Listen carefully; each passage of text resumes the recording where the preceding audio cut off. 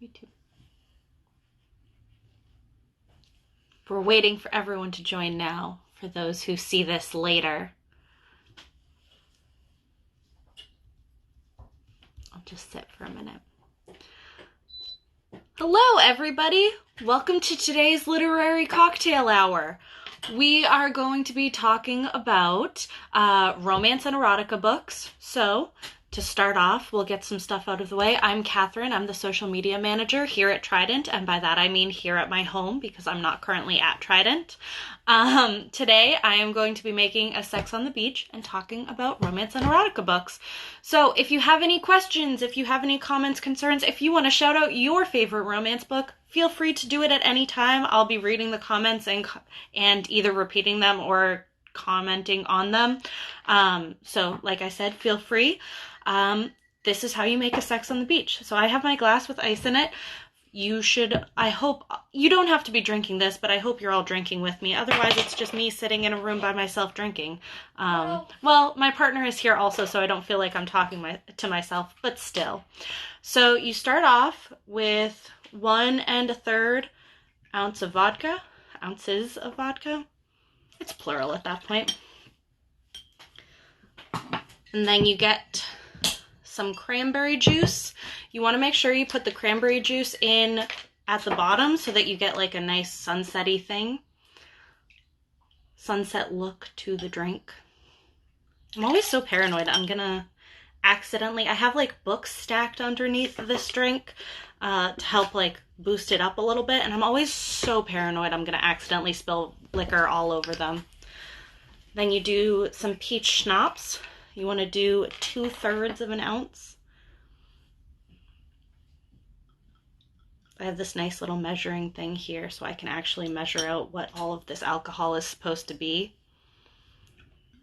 which is fun. And then technically it says 1 1/3 ounces of orange juice, but you really just want to do, the rest of it so it's a real drink. If you pour it slowly, you should get kind of, I don't know if you can see it. It's a little messed up, but you get like a kind of sunset look to it, which is, I am assuming, why it's called a Sex on the Beach, which is always fun. So, welcome to the Literary Cocktail Hour. I'm very excited, and I'm glad you're all here. Cheers. Hello. So, I want to start by talking about my favorite classical romance. It is Jane Austen's Persuasion. Also, for those of you that this is your first time joining us, every Saturday I post a list on Twitter, and it's also on our website where you can find all of the books that I talk about here. And this video will be on YouTube starting tomorrow, so if you've missed some, you can go back and watch other ones. Anyway, Persuasion by Jane Austen. Pride and Prejudice gets a lot of credit. Pride and Prejudice is not as romantic as Persuasion. What is more romantic than having somebody pull children off of you that are climbing all over you, or offer you a seat when you're very tired? Jane Austen really captured romance in this book. Persuasion has also, according to me, and therefore everybody, the most romantic letter in all of literature, which Captain Wentworth gives Anne during, while he is writing stuff about it, which is great. He's in the same room as her and just slides the letter over and then leaves. It's so romantic. I love this. Persuasion by Jane Austen is the classic novel we're talking about today because it is the most romantic novel. Elise says I'm right because I am right. Now, we are jumping ahead very far because the thing about romance is that for a long time it wasn't respected by anyone, and it wasn't it was seen as women's literature, which was also, even when Jane Austen was writing, true, because Mary Shelley went to write Frankenstein and everybody was like, women can only write love stories and this isn't a love story, so I don't know what you're trying to do here. But what that means is throughout time, a lot of romance books have been published as mass market paperbacks. They've been considered more pulp fiction, which is basically means that they were manufactured cheaper, which means they decomposed faster and it's more difficult to find used versions. It also means that they go out of print very quickly.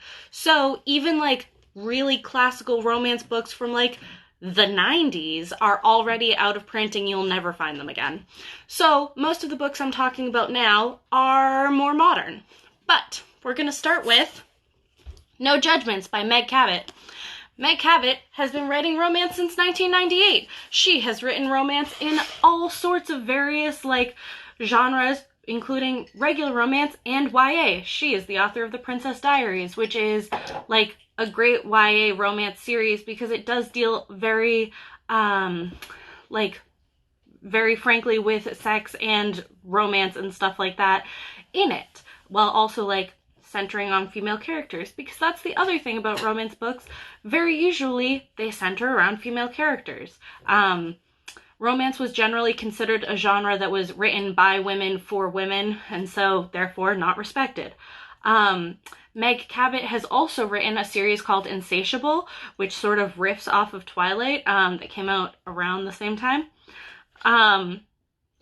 Anyway, though, jumping back to No Judgments. No Judgments is about a woman who moves to Florida, the Florida Keys, and during a Category 5 hurricane sets up a line so that people who are evacuating can call her and she will go rescue their pets and they don't have to explain it at all, hence the title, No Judgments, and ends up falling for her boss's nephew because he helps her out.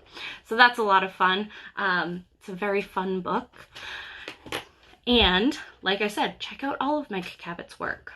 Now, as I've talked about, romance hasn't always been respected, but we are entering, I won't say a romance renaissance, because romance has always been popular with people who read romance, but lately there has been a huge push for, like, just the general public to respect romance novels.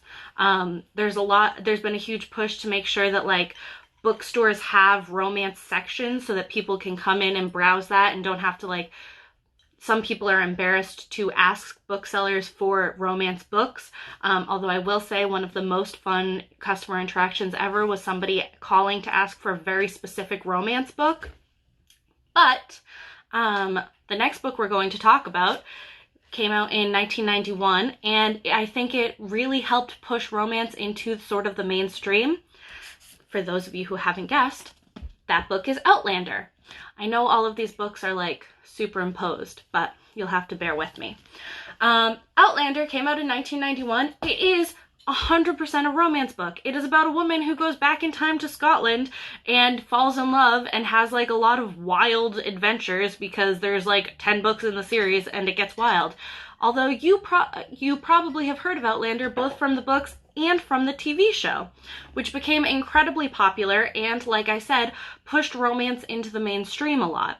Not that it wasn't already getting there, but this sort of the way Game of Thrones did with sci-fi and fantasy, it sort of pushed it into the mainstream so that more people were talking about it. It's like a very typical historical fiction romance book, though. Similarly, Julia Quinn's The Make-Believe Husband does the same thing. So this has sort of a more typical romance novel cover you can see, although I guess there's no man on this cover, which makes it slightly less typical. But Julia Quinn, this is the prequel to the Bridgerton series, which is also becoming a TV show because, like I said, it is getting more popular, more into the mainstream. This is also an Avalon book, which is like a publication that mainly does romance books and does a lot of historical fiction, which is always fun. In this book, a woman, to avoid being like married off or basically not sent to a nunnery, but a similar thing, travels from England to America to nurse her brother back to health after he's injured in a war, doesn't find her brother, does find his best friend, lies to everybody and says that they are married so that she can stay there. And then when he wakes up, he's like, "We're married?" And she's like, "Yeah, I guess so." But that's a lot of fun. It's the sequel to the Bridgertons, which is going to be a TV show, as I said. Now, other things about romance. Because it wasn't in the mainstream for a while, I have like notes here, so I'm going to turn the page as I go to the next thing. There was a lot of stereotypes about it that kind of came up, some of which are about like what the covers should look like, the fact that they're always mass market paperbacks, who should be reading romance. One of these stereotypes is that romance was mainly for straight white people. This has never been true, but it is especially not true anymore, and it's one of those sort of stereotypes that have stuck with it as it tries to, like, become more mainstream, which, to be fair, that's always been a problem in all of publishing, that publishing is not diverse enough.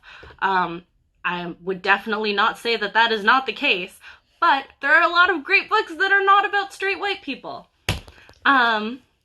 So, the next book we're going to talk about is A Duke by Default by Alyssa Cole. Alyssa Cole has written, like, a lot of really great romance novels. This is actually a staff rec of ours. Our bookseller Sierra staff rec'd it. It is the first in a series. It's about a woman in, like, modern society who meets a guy and who happens to be a duke, and the romance that, like, ensues during that.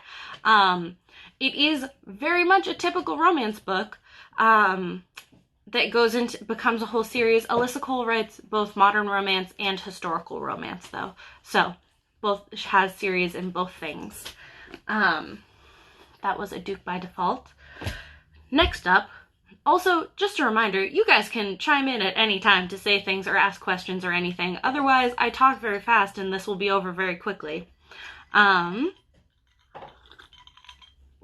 next book I'm going to talk about is The Proposal by Jasmine Guillory. Jasmine Guillory is, like, I would say the most popular romance novelist for Trident. Like, the person I most often have people come in and ask about. She has also written The Wedding Party, which was a bestseller, New York Times bestseller, and a bestseller for us, actually. We sell a lot of copies of it. This book was a Reese's Book Club pick, so it's like I said, getting very popular. It's about a woman who turns down the proposal of a famous baseball player, and then goes to a game, and, like, all of the fans are very mad at her, and gets rescued by a local doctor, and, like, goes on to have an affair with him and have, like, a whole romance novel subplot. It's wonderful. These are also, like, more modern romance. Like, modern romance now is modern to this time, so they feel very present and very current, and are a lot of fun to read.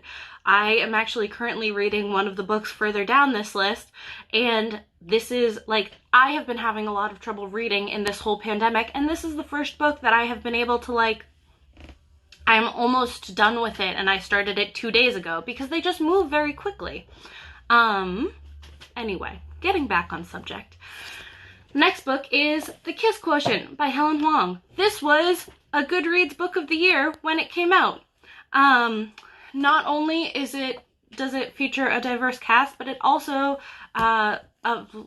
featuring, like, a racially diverse cast, it also stars a neurodiverse person. It is very modern. It references things that are popular right now, like I said, and has been just getting more into the mainstream. So, that's that. Now, I'm going to go on to talk about queer romance novels, which is where I come in with things I actually have, like, read all the way through. So, first of all, like I said earlier, there is a stereotype that romance novels are a very straight subset, which has never been true. It's definitely not true right now. Readers Anonymous said, "This one is on my list of books to buy. You sold me." It's very good. You should buy it. I'm assuming you're talking about Kiss Quotient, but yes, it's wonderful. One of the reasons I picked this up was because in February we had it on a display of, like, our favorite love stories for Valentine's Day. But, circling back, the thing is, oftentimes romance novels about, like, queer people, yes, I was correct, about queer people were classified in other subjects because they weren't, like, allowed to be in just the general romance section.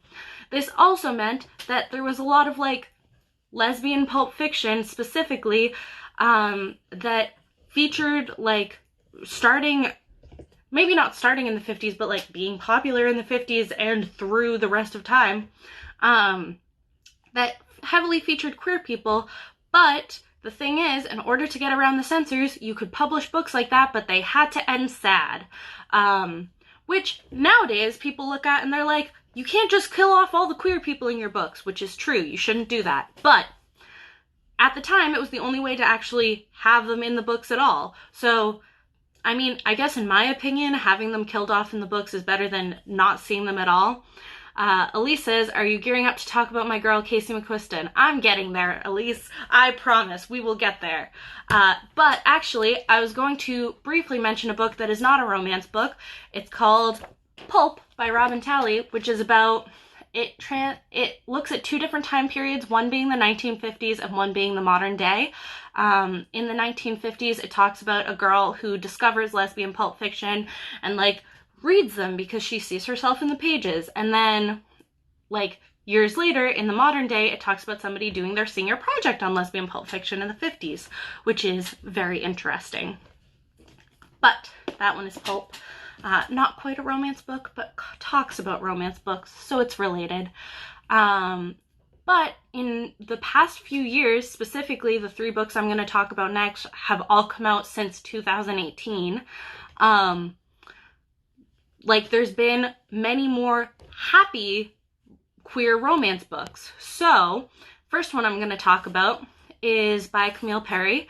That is When Katie Met Cassidy, which I feel like didn't blaze the way for this. That's not what I want to say, because there are other books, but is the first one that I had kind of heard of that was like a modern, happy romance novel involving queer people.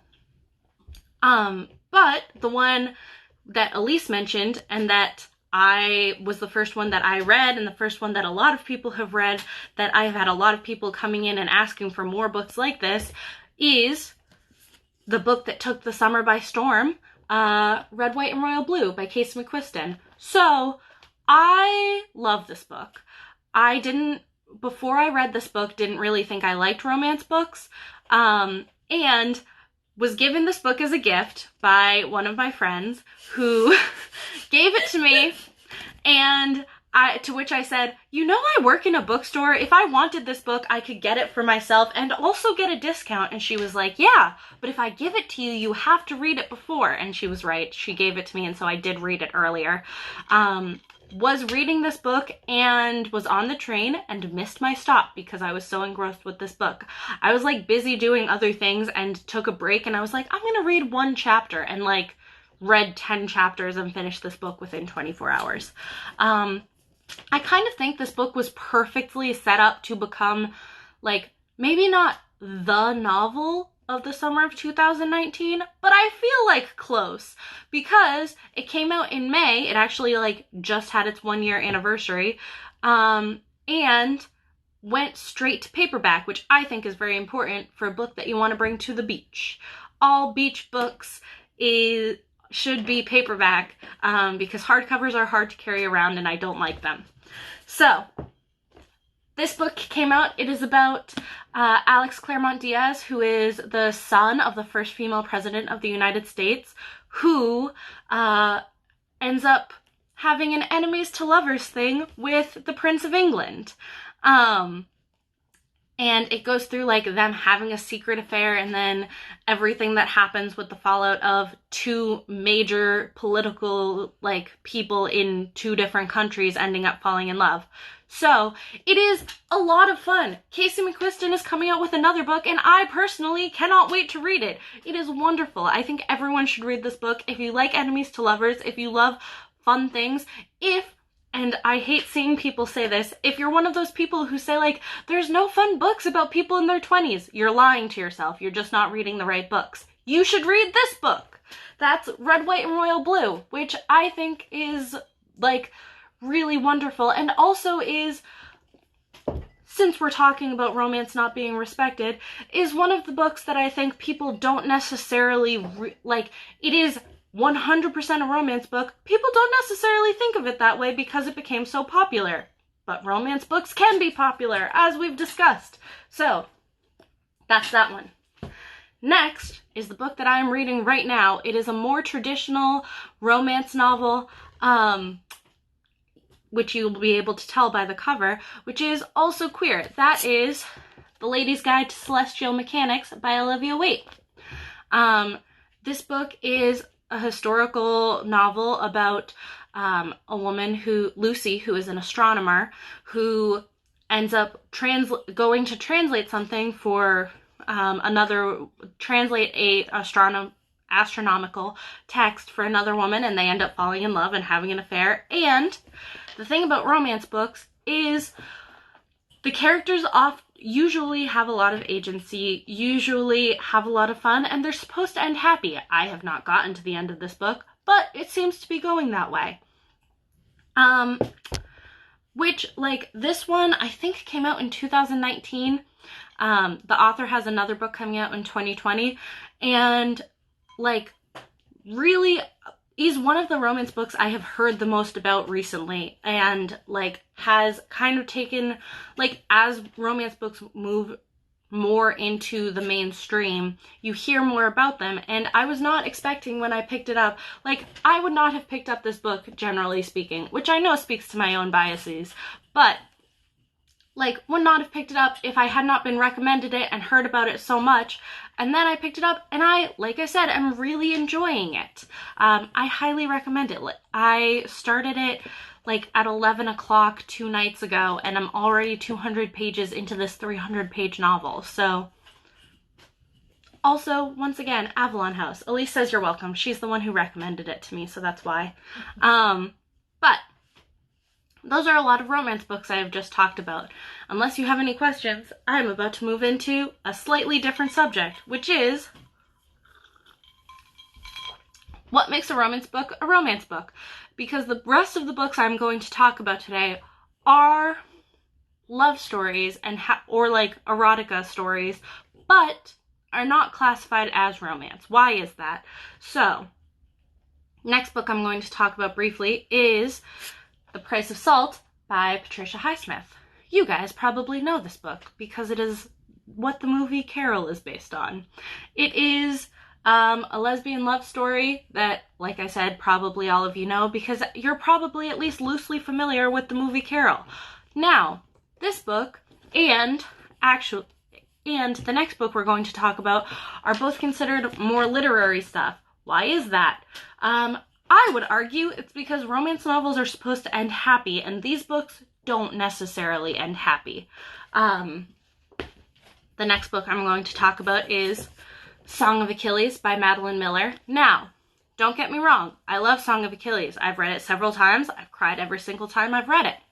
But on its surface, I feel like Song of Achilles has a lot of the same things as romance novels. It is a love story. It has a lot of sex. The only other things that set it apart is usually romance novels have more straightforward prose in them, whereas this has a lot of more poetic prose. And also, it's based on a myth rather than just being a historical novel, and it ends sad. So, this is like a novel that is considered more literary than the other romance novels, and really the reason for that is, besides just generally the fact that like non-romance novels get more respect and get more literary merits, and so books that people respect and have literary merits are not considered romance novels, just because it ends sad, which is fine. It's based on a myth. I know the way the myth ends. I wrote my thesis on it, but is not always what people want to read, and so it's strange to me that gets more respect. I don't know if that makes sense. Feel free to say your own opinions or jump in with stuff. I feel like I'm just spinning my wheels with this one, but like I said, Song of Achilles, worth reading if you want a love story, but be prepared to cry. I've cried a lot of times and I always know how it's ending. Now, the next two books are my personal favorite love stories that don't quite fit into romance, but I wanted to mention anyway because they're wonderful. First is Princess Bride by William Goldman. This is a classic. It is a love story. It is one of the most love stories. You know what I mean? The most love stories. But if you've only seen the movie and not read the book, definitely read the book. It's worth it. It's like getting to know one of your best friends even better and getting to realize why they are the way they are. I've talked about it a lot on other literary cocktail hours, so I'm not going to discuss the whole thing again, but I just wanted to mention it. The next one I want to talk about is This Is How You Lose the Time War by Amala Motar and Max Gladstone. My personal favorite book, and I'll work it into every literary cocktail hour I can. We'll talk about this book until the cows come home, because I'm going to talk about it forever. This book is another enemies to lovers book. It's like written in letters and little vignettes of people finding letters. It's a wonderful love story. It's about two people on opposite sides of a time war trying to basically get a foot up. So that is This Is How You Lose the Time War by Amala Motar and Max Gladstone. Now, I have 2 novels left. If you guys have any questions, comments, concerns, feel free to chime in. Otherwise, I will go through them and then quickly list all of these books again and set them aside. So, the next book I want to talk about is Docile. Docile just recently came out, and everybody who's read it goes wild over it. It is a sci-fi book. The tagline is "There is no consent under capitalism." The idea is that I would not say a romance story, but it is an erotica story. There is a lot of sex in it, basically. The idea is that you inherit debt from your family, in ways that you don't really in today's capitalism, really. Takes it a little bit further, and that in order to get out of that debt that is inherited, a lot of people turn to, like, becoming a docile, which is kind of like a sex slave. But I don't want to spoil everything for you. It's a wonderful book. It just recently came out in March, so post-lockdown. Actually, maybe right pre-lockdown. Anyway. March 3rd, so pre-lockdown, barely. But that one is Docile. I know it's one of my partner's favorite books that they read so far this year, and I gave it to one of my coworkers who finished it incredibly quickly. So, the last book I want to talk about is a satire book. It is not really a novel at all, but more like a humor book. That is New Erotica for Feminists. This book deals with a bunch of, like, classic stories and tells them in little, like, just very short things. It's all satire and talking about stuff like that, which is a lot of fun.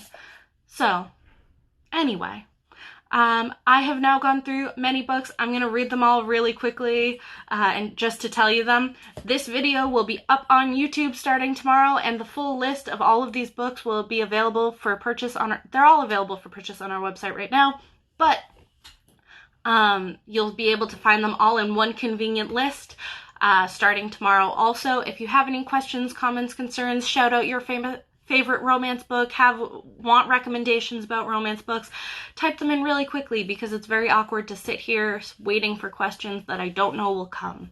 So after I go through all of these, I will end the feed. So that was New Erotica for Feminists, Docile, This Is How You Lose the Time War,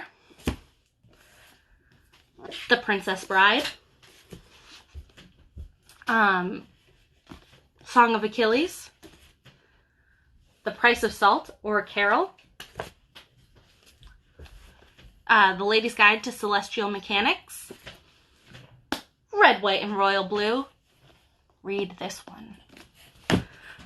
When Katie Met Cassidy, Pulp, The Kiss Quotient, The Proposal, A Duke by Default, The Girl with the Make-Believe Husband, Outlander, like I said, definitely a romance novel, just bringing it into the mainstream.